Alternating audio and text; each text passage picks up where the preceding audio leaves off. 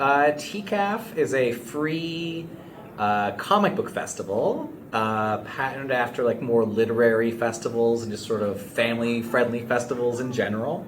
So our main features are our exhibition floor, where we have about 350, well, maybe more than that, about 375 artists from all over around the world, selling their comics at their tables. We're very much a book-focused event, so to exhibit at Tcaf, you need to have a substantial body of print and work. Some illustrators occasionally sneak in if they're very, very good, but we are much more focused on books. And then beyond that, we make sure that we have activities for kids to start the love of comics young so that they stay with us through their entire comics journey.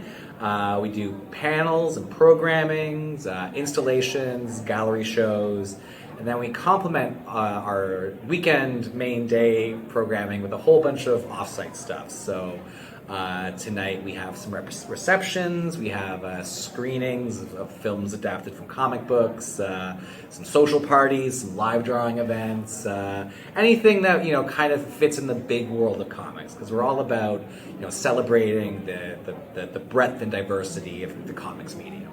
Okay.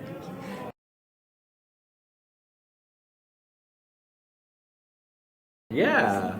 So we started, our very first festival was in 2003, before I joined, I will say, but our two founders were like, looking around at all these other great comics events around the world and noticed that, Toronto had a real cluster of great comics artists, but no event that was focused on more of the independent side of comics. There were, events celebrating the big properties that have come out of comics, but not so much the, independent work, the things that the people who are drawing the comics own the comics.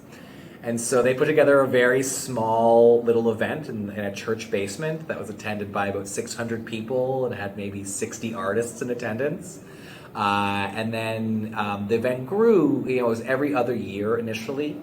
And then in 2009, we partnered with the Toronto Public Library, which changed the course of our event for forever.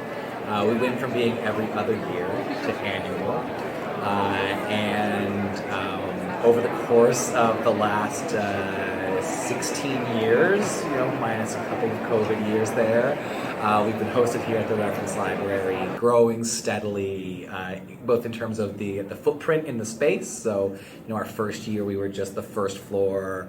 I think our second and third year we were maybe just the first floor, then we added the second floor, we were the two floors for a while, then we added a third floor, and so we slowly have spread out. And so now, that first year in 2009, I think about 12,000 people came to the festival, and this year I expect to shatter our record of 28,000 people here at the Reference Library. Oh, wow.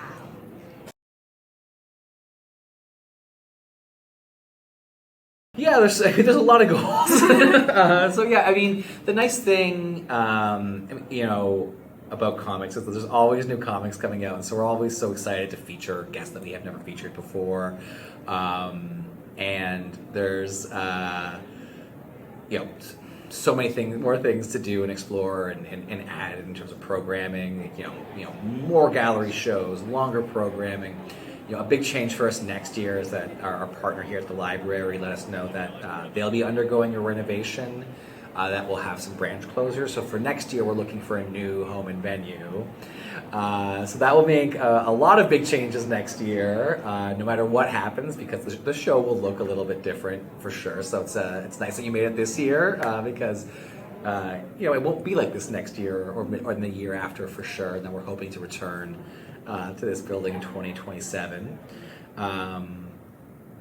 So yeah, it's a hard question to answer because there's just so much that happened. And one thing that we love about Tcaf is that we strive to be a snapshot of comics at that moment by really featuring the comics and creators that have brand new work just to share with the audience.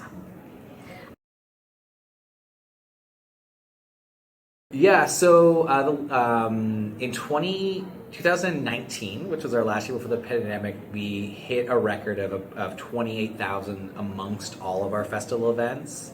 And we've held steady around that number. So, the year after the pandemic, we were down, of course, as in 2022 here in June, COVID lockdown protocols had just lifted the week before our event was scheduled to take place. So, we had fewer exhibitors. It was a smaller show.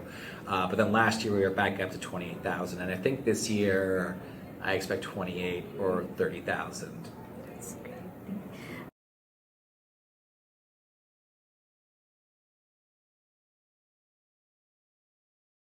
Well, I won't say any too many favorites because I don't want to make anyone sad. This year definitely our most popular guest is Kamome Shirahama, the author of Witch Hat Atelier, who was originally supposed to attend in 2020 but had to postpone her trip because the festival was canceled that year. Her events have been incredibly popular this year. We've had to turn away so many people because the rooms are overfull. After that, we're very excited to welcome Jean-Marc Rochette, the illustrator of Snowpiercer, which has been adapted into a few different movies and TV shows. Very excited to have E.M. Carroll and Gillian Tamaki, Seth and Chester Brown. We have about 50 featured guests this year, so I won't list them all. That will take far too long.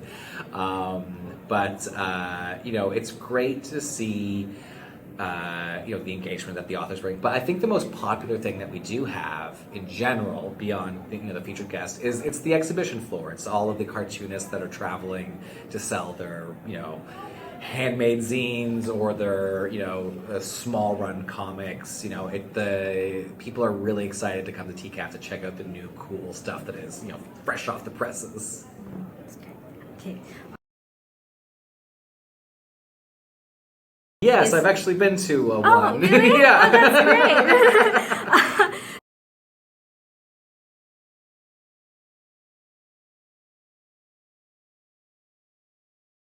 It's interesting. Well, I find it's a bit different. It is a bit different. I'll say when I attended. So when I went to Comic-Con, it was at Tokyo Big Sight, and it was part of the Kaigai Manga Festa, which I believe no longer exists, sadly. Or maybe it's returned. I haven't. Forgive me if it's back. And I found it so wild that it was, a one-day event. That it was like just the morning. It was over at 3, and it was done. And I was like, that's wild. That's so much work for such little time. It's. That being said, though, I love sort of the come in, do it, and then it's over. Our show is a lot longer, so for us on the planning side, it's a bit more of a marathon than a sprint. It was an incredible experience. It was amazing just to see how many people had, perfect bound books that were so beautiful and glossy and shiny. And I think that is something that North American cartoonists could look at more as like a really,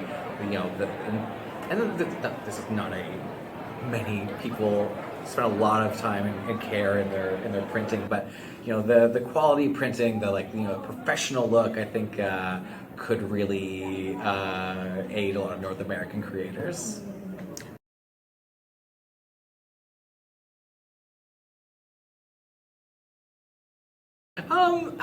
It's tricky because my Japanese is not very strong, so I was a bit useless while I was there.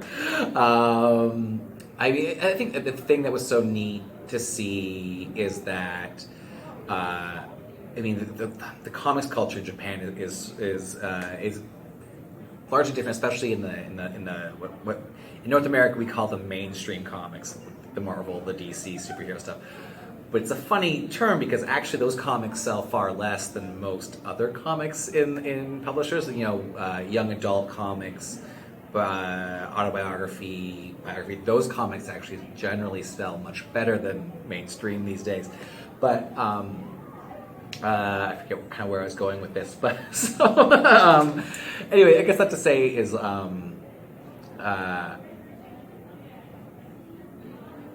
it's just interesting to see the different comics cultures and how they are similar and different, I guess is what I would say. Okay.